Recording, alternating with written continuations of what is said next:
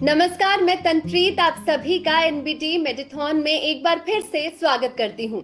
IVF treatment तमाम couples के लिए वरदान की तरह है, लेकिन आईवीएफ को लेकर तरह तरह की बातें सुनने को भी मिलती हैं। इसके कारण अधिकतर लोग ट्रीटमेंट को लेकर कंफ्यूज हो जाते हैं। और आज जिस टॉपिक पर हम चर्चा करने वाले हैं वो है आईवीएफ के मिथक और चुनौतियों के बारे में। तो इन सभी सवालों पर चर्चा करने के लिए आज हमारे साथ जुड़े हैं 3 बेहद खास मेहमान। तो सबसे पहले मैं स्वागत करना चाहूंगी डॉक्टर दिव्या कुमार का, जो कि सीनियर कंसल्टेंट ऑब्स्टेट्रिशियन गायनेकोलॉजी है, IVF and fertility accord super speciality hospital. Doctor Divya, बहुत बहुत स्वागत है आपका हमारे इस खास शो पर। Thank you so much. साथ ही मैं स्वागत करना चाहूंगी डॉक्टर रम्या मिश्रा का, जो कि इनफर्टिलिटी एंड आईवीएफ कंसल्टेंट है अपोलो फर्टिलिटी हॉस्पिटल में। डॉक्टर रम्या, आपका भी बहुत बहुत स्वागत है। Thank you Ranpreet. साथ ही हमारे साथ मौजूद हैं डॉक्टर पारुल अग्रवाल, जो कि डायरेक्टर हैं IVF and fertility at Cloudnine group of hospitals. Doctor Parul, आपका भी मैं बहुत बहुत स्वागत करती हूँ। Thank you Tanpreet. तो आज हम बात करने वाले हैं कि आईवीएफ पर जो मिथ्स हमें सुनने को मिलते हैं। हमारे साथ डॉक्टर्स एक्सपर्ट्स मौजूद हैं जो आपके मिथ्स को, आपकी गलतफहमियों को दूर करने में हमारी मदद करेंगे। तो डॉक्टर रम्या, सबसे पहला सवाल मैं आपसे पूछूंगी कि लोग अभी भी आईवीएफ का जो ट्रीटमेंट है उनकी लेने की बात करते हैं तो डर जाते हैं कि पता नहीं क्या होगा, पता नहीं शायद कोई प्रॉब्लम और ना बढ़ जाए। तो इनफर्टिलिटी और आईवीएफ को लेकर जो मेंटल स्थिति है उनकी, वो कैसे प्रभावित करती है और आप इससे लोगों को निपटने की क्या सलाह देती है?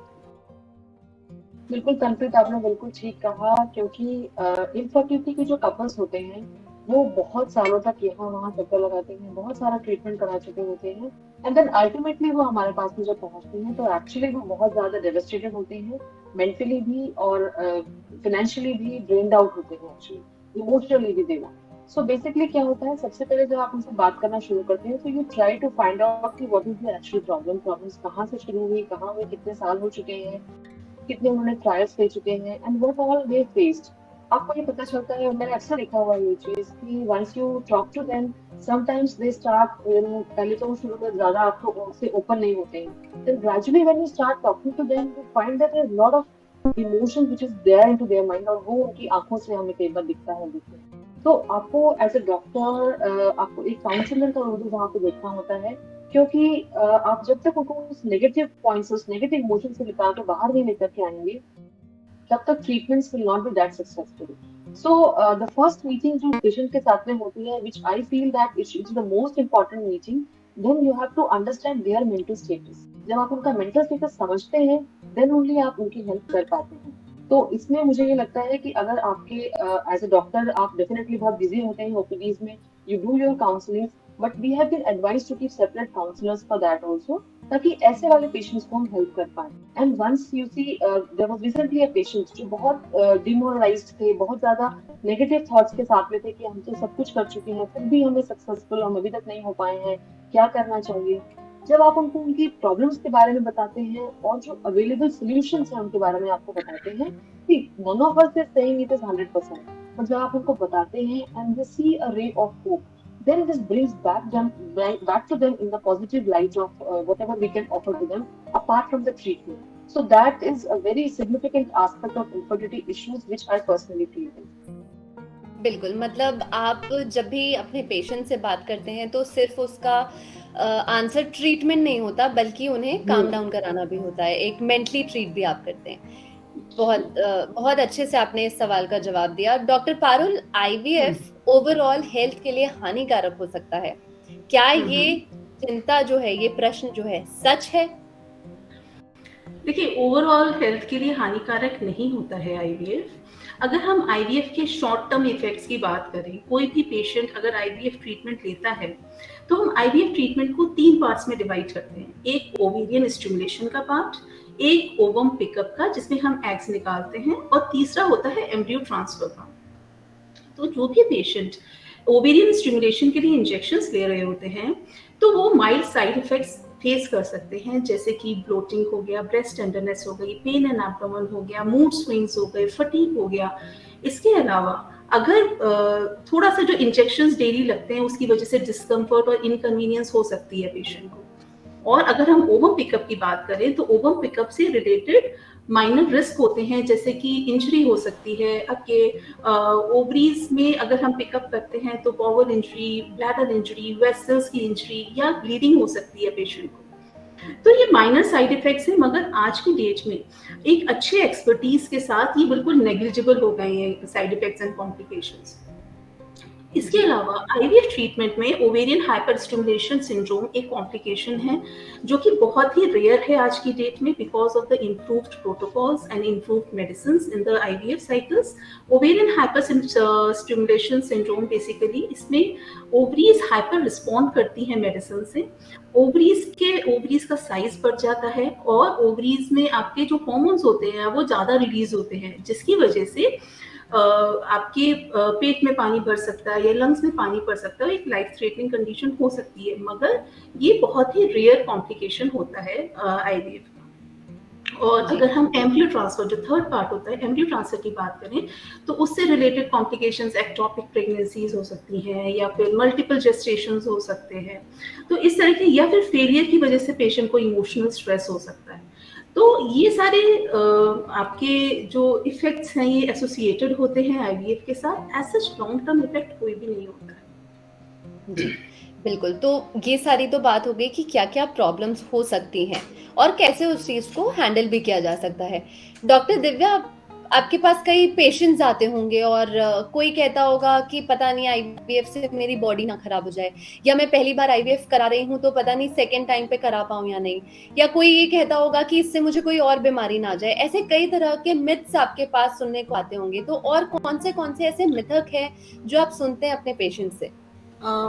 देखिए, आईवीएफ एक प्रोसीजर है जो, जैसे कि हम सब जानते हैं कि फिनेंशियली और फिजिकली दोनों तरह से बहुत टैक्सिंग होता है। नॉट ओनली दिस, इमोशनली भी बहुत ड्रेन कर लेता है ये पेशेंट को। और प्लस हमारे समाज में कई सारी भ्रांतियां हैं जो इसको लेके अटैच्ड हैं।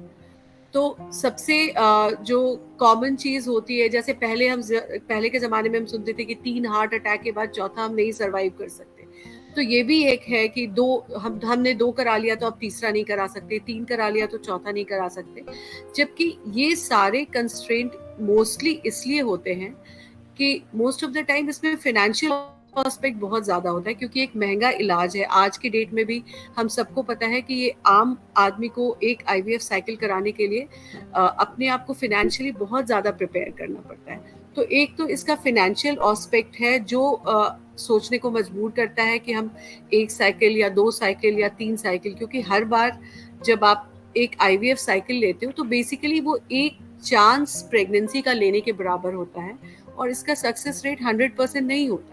चाहे हम किसी भी एडवांस आईवीएफ के, किसी भी एडवांस प्रोसेस, आईवीएफ के जैसे एडवांस प्रोसेस इक्सी होते हैं या उसके आगे ब्लास्टोसिस्ट होता है, या इवन हम एम्ब्रियो में से टिश्यू लेके उसकी जांच करके तब वो एम्ब्रियो जो बेस्ट होता है तब हम डालते हैं, तब भी कोई भी ऐसा तरीका नहीं है कि हम 100% सक्सेस दे दें। तो उनके लिए ये सबसे बड़ा एक डायलेमा हो जाता है कि हम इतने पैसे लगा भी रहे हैं और हमें कोई गारंटी नहीं है।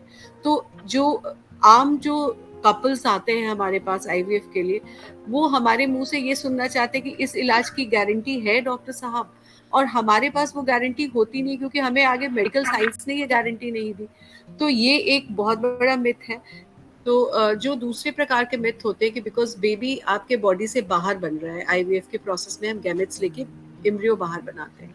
तो एक दूसरा बहुत कॉमन मिथ है कि वो पूछते हैं कि क्या डॉक्टर साहब ये बेबी हमारा अपना ही होगा, because that is also one myth कि हमारे गैम्स हो जाते हैं बाहर। तो वो भी हमें ऑब्वियसली काफी टाइम देके उनको काउंसिल करना पड़ता है कि नहीं, ये बेबी आपका अपना ही होता है। कभी कभी हमें डोनर यूज करना पड़ता है, डोनर स्पर्म या एग्स, बट दैट इज कि प्रॉपर कंसेंट लेके वो हम बता के, और उसके स्पेसिफिक इंडिकेशन होते हैं। हर केस में हम नहीं करते, बिना बताए हम नहीं करते, वो हम वैसे पेशेंट के साथ करते हैं जहाँ पे इंडिकेशन होती है।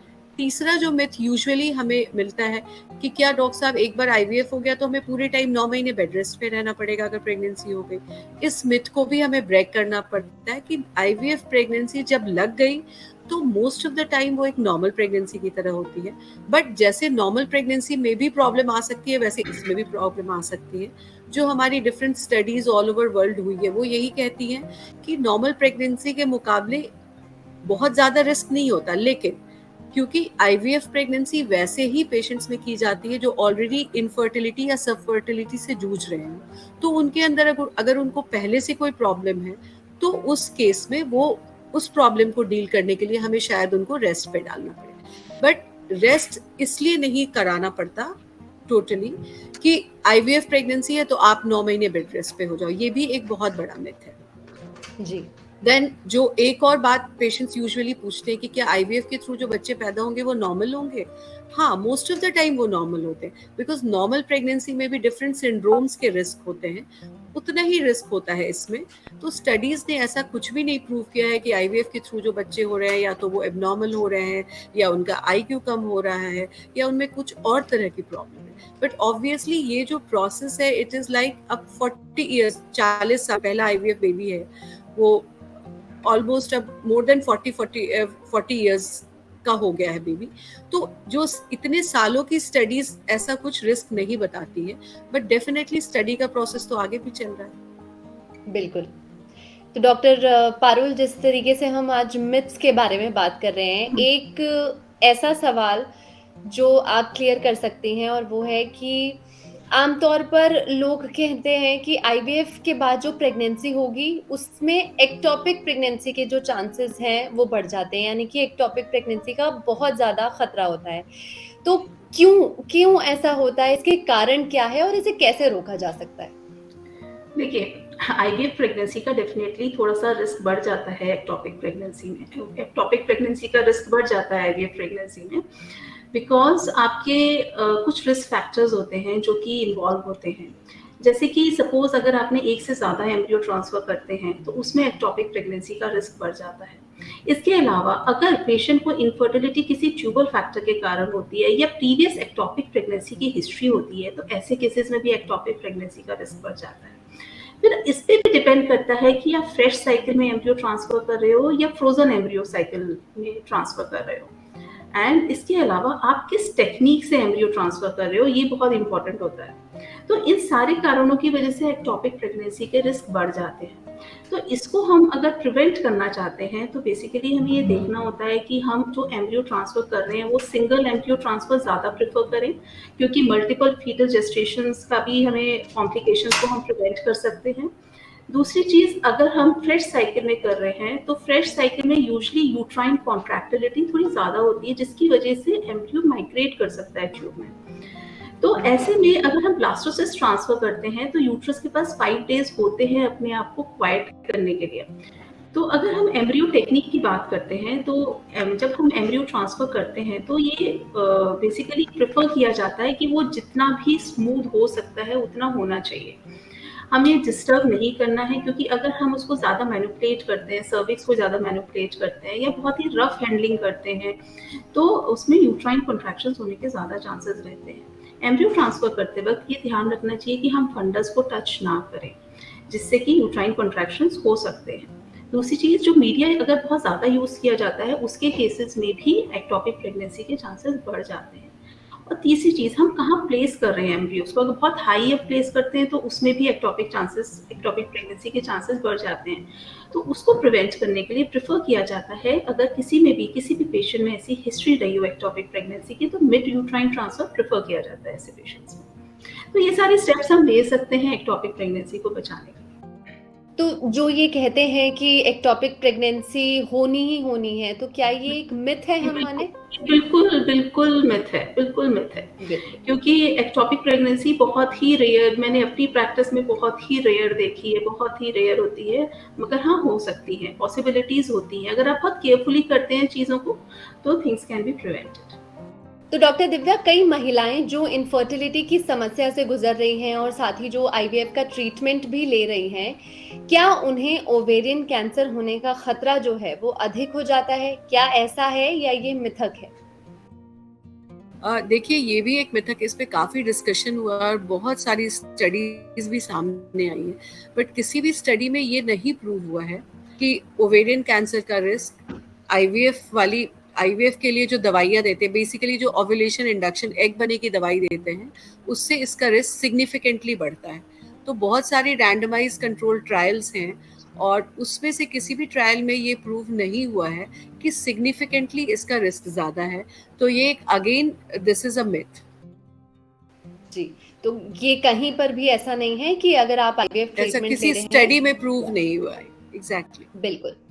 तो जैसे कि हमने ओवेरियन कैंसर को लेकर एक मिथ जो था वो बर्स्ट किया, नेक्स्ट मिथ की हम बात करते हैं। डॉक्टर रम्या, क्या आईवीएफ से होने वाले बच्चों में जेनेटिक बदलाव किए जा सकते हैं? क्या इसीलिए उन्हें डिजाइनर बेबी कहते हैं? ये एक बहुत बड़ा सवाल है जो मुझे लगता है हर दर्शक सुनना चाहता है। ये भी एक बहुत बड़ा मिथ है जो कि आजकल हम लोग को पेशेंट्स भी आके पूछते हैं कि designer babies, can we have designer babies, blue eyes और इस तरह की चीजें क्या पॉसिबल है, हमें ये हाई कलर चाहिए, हमें ये चाहिए। Though few patients ask but some of them ask. ये भी एक बहुत बड़ा मिथ है। देखिए, किसी भी बच्चे के बारे में आपको जानने के लिए कि उसके अंदर क्या फीचर्स आते हैं क्या नहीं आते हैं, there is something which there is the intermingling of the DNAs. दोनों हस्बैंड और वाइफ के दोनों के डीएनएस जो होते हैं वो मैच करते हैं और उनमें से एक पर्टिकुलर कैरेक्टर के लिए कौन सा डीएनए डोमिनेंट है या कौन सा डीएनए अपने आप को एक्सप्रेस करता है, ये इंपॉर्टेंट होता है। And it is very difficult आज के जमाने में, अभी डिफिकल्ट है कि इस चीज को हम लोग चूज करें। दो कुछ टेक्नोलॉजीज आ रही हैं, they are claiming that yes designer babies are possible और इनके ब्लू आईज और ये सब चीजें आपको मिल सकती हैं।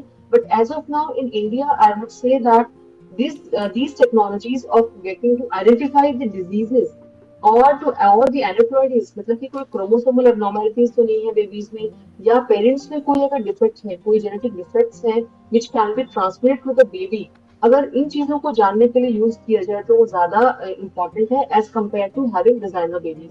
सो पेशेंट शुड नॉट फील, उनको ये मैसेज नहीं जाना चाहिए that it's very easy to go to an IVF center and ask the doctor to get a designer baby. No, even abhi aajkal government is also very sensitive on this point that everybody should not get their pre-genetic testing done because of the sex determination which is a law in India, that sex determination is not possible.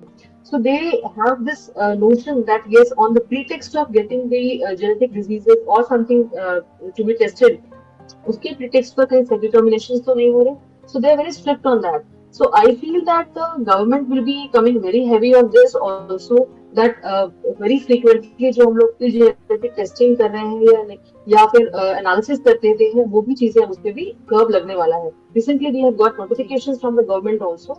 So basically I feel that analysis of the genes of the baby should be used for a particular purpose. अगर age बहुत ज्यादा है female की and you want to know that yes your baby is not aneuploid, उसमें कोई chromosomal number का problem नहीं है, it is fine for that, it is okay for that, वो चीज कर सकते हैं।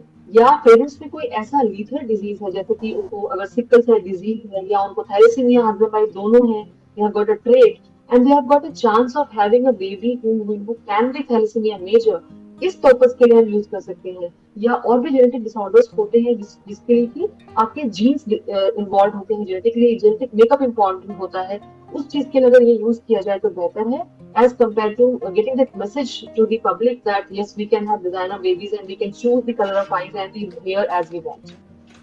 जी, डॉक्टर रम्या, मैंने आपसे सवाल किया लेकिन आपकी आवाज एकदम क्लियर थी, बट आपका जो वीडियो था वो एकदम फ्रोजन था, तो मैं यही सेम क्वेश्चन को डॉक्टर पारुल से पूछूंगी। देखिए, जो डिजाइनर बेबीज का कंसेप्ट ऐसा आता है कि जेनेटिक मॉडिफिकेशन जेनेटिक इंजीनियरिंग द्वारा एक तरह से पॉसिबल है, जिसमें कि आप अपने कोई भी एक डिजीज कॉजिंग जीन को आप रिप्लेस मतलब आप रिमूव करते हैं, जैसे कि कोई सिकल सेल एनीमिया हो गया, थैलेसीमिया हो गया, सिस्टिक फाइब्रोसिस हो गई, या किसी जीन की ट्रेट मतलब कोई पर्टिकुलर ट्रेट की जीन को आप उसमें रिप्लेस करते हैं।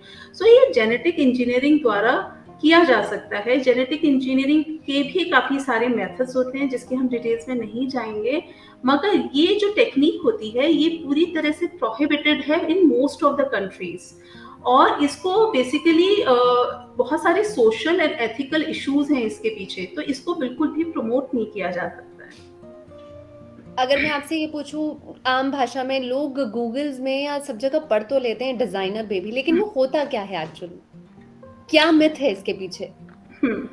इसका बेसिकली मिथ यही है कि भाई आपको जिस तरह की ट्रेड्स चाहिए वो बच्चे में, जैसे ज़्यादा इंटेलिजेंट बच्चा चाहिए, या आपको एक स्पोर्ट्स की एक्टिविटी वाला बच्चा चाहिए, या आपको कोई बच्चे को बहुत ज़्यादा साइंटिस्ट, कोई आपको ऐसा ही चाहिए कि उसमें बहुत ज़्यादा उसके आईक्यू लेवल्स बहुत हाई हों, तो ये कंसेप्ट आया था।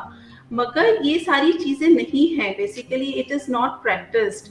ये नहीं, मतलब कि जेनेटिक इंजीनियरिंग द्वारा लोग क्लेम करते हैं कि ऐसी चीज़ें पॉसिबल हैं, बट ये अभी बिल्कुल भी प्रैक्टिस में नहीं है ये चीज। जी, तो कुछ यूजर्स हमारे साथ जुड़े हैं जिन्हें इस सेशन में मिथ्स के बारे में जानने को मिला और सच्चाई क्या है वो सुनने को मिली। तो डॉक्टर दिव्या, आपके लिए एक यूजर का क्वेश्चन है हमारा, और उनका, वो फीमेल है और वो पूछना चाहती हैं, क्या मोटापा या पहले से मौजूद कोई शारीरिक स्थिति आईवीएफ में कोई प्रॉब्लम ला सकती है?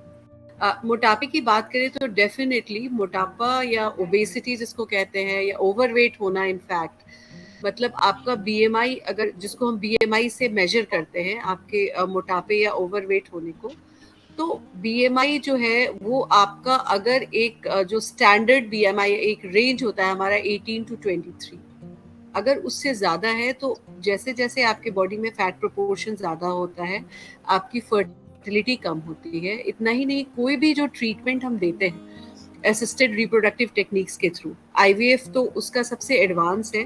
उसके सिंपल ट्रीटमेंट, जैसे जहाँ पे हम ओव्यूलेशन इंडक्शन, सिंपल एग बनने की मेडिसिन के थ्रू प्रेगनेंसी करा देते हैं, या कभी कभी हम आईयूआई के थ्रू प्रेगनेंसी करा देते हैं, उसके भी रिजल्ट कॉम्प्रोमाइज हो जाते हैं बिकॉज आपके बॉडी में फैट प्रोपोर्शन ज़्यादा है। तो ओबेसिटी चाहे मेल हो या फीमेल, दोनों में ये आपको आपकी फर्टिलिटी को अफेक्ट करता है। तो ये मिथ नहीं है, दिस इज अ फैक्ट। और उसके अलावा बहुत सारी, अगर डिजीजेस की हम बात करें मेल्स और फीमेल में सेपरेटली, जैसे सबसे पहले मैं कुछ आदतों, सिंपल आदतों की या हैबिट्स की बात करूंगी, जैसे स्मोकिंग हो गया, अल्कोहल या any kind of drug addiction. तो ये सारे जितने भी इनफर्टिलिटी ट्रीटमेंट हैं उसके रिजल्ट्स को डेफिनेटली ये कॉम्प्रोमाइज करता है, क्योंकि ये आपके बॉडी के हर पार्ट को अफेक्ट करता है।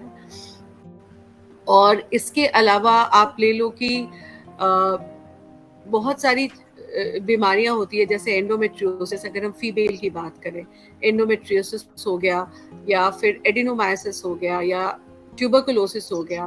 तो ये सारी कुछ डिजीजेस होती हैं जो डेफिनेटली हमें चैलेंज देती हैं, बट डेफिनेटली आईवीएफ का आपको इन्वेंशन ही हुआ इसी, ताकि हम ऐसे कपल्स में ही कंसीव करा सके। तो उनको हेल्प की ज़रूरत पड़ती है हमारी तरफ से, उनको थोड़े ज़्यादा एफर्ट हमें लगाने पड़ते हैं, because we have to form a protocol, we have to design a protocol for them. और otherwise definitely we can achieve pregnancy in these cases through IVF. और एक और बहुत इंपॉर्टेंट मैसेज मैं यहाँ देना चाहती हूँ, स्पेशली फीमेल्स के लिए, जो प्रेगनेंसी को दे कीप ऑन प्रोलॉन्गिंग। मतलब एडवांस एज एक ऐसा फैक्टर है जिससे सारी मोडालिटीज, हम कुछ भी कर ले तो हमारे रिजल्ट बहुत कॉम्प्रोमाइज हो जाते हैं। तो फीमेल्स की एज अगर 35 से ज़्यादा है तो वहाँ पे हमारे जो भी हम ट्रीटमेंट देते हैं उसका इफेक्ट उतना अच्छा नहीं आता, रिजल्ट्स उतने अच्छे नहीं आते, because females are born with their own set of eggs.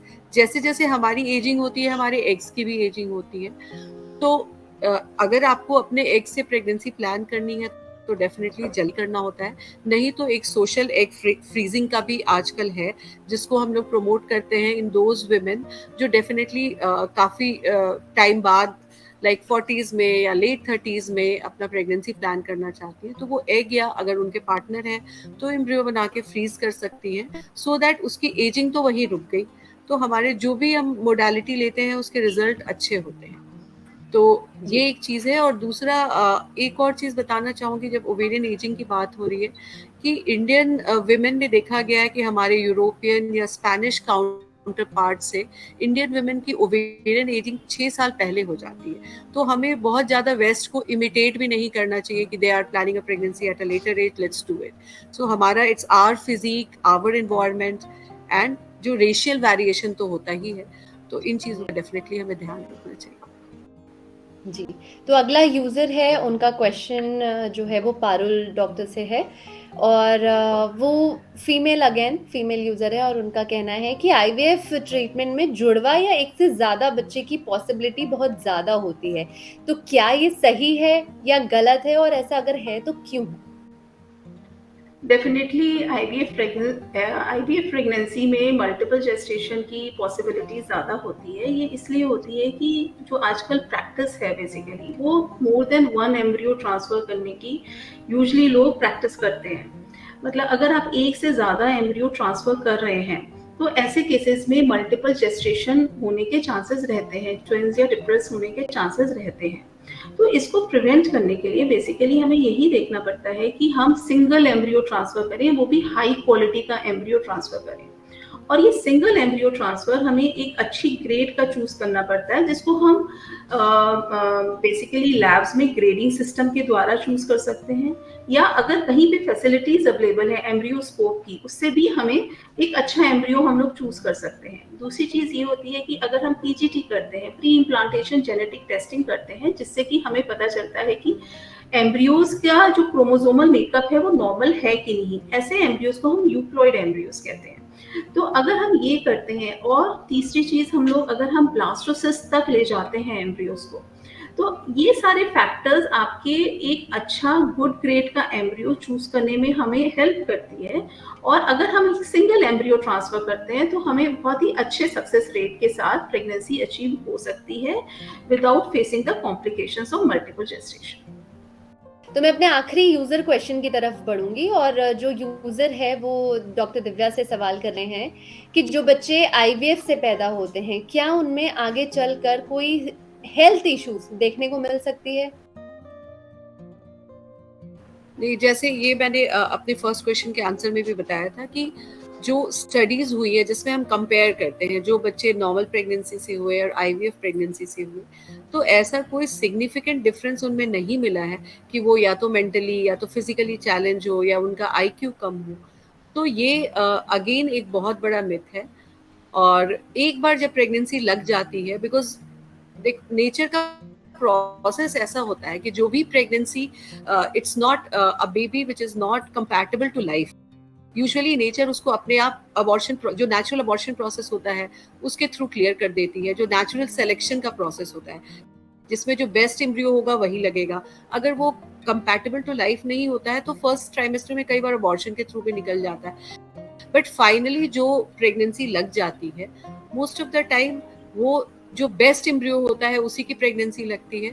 और ये जो प्रेगनेंसी के थ्रू, जो आईवीएफ प्रेगनेंसी के थ्रू बेबी बॉर्न होते हैं, उनका ऐसा जो स्टडीज के थ्रू ऐसा बिल्कुल नहीं देखा गया है कि उनमें किसी भी तरह की फिजिकल या मेंटल डिसेबिलिटी होती है। तो अगेन ये एक बहुत बड़ा मिथ है और इसको डेफिनेटली हमें ब्रेक करना चाहिए। जी, तो आईवीएफ से जुड़ी या आईवीएफ के ट्रीटमेंट में क्या सही है या क्या गलत है, ये आज हमने डॉक्टर से जाना। आईवीएफ एक रियलिटी ट्रीटमेंट है और इसके मिथक जो भी हैं उसके बारे में आज सभी डॉक्टर्स ने हमारे साथ जुड़कर क्लियर करने की कोशिश की। तो हमारे और हमारे दर्शकों के सवालों को इतने विस्तार से जवाब देने के लिए डॉक्टर्स, आप सभी का मैं बहुत बहुत धन्यवाद करती हूँ। आपसे बात करके बहुत अच्छा लगा। Thank you. Thank you.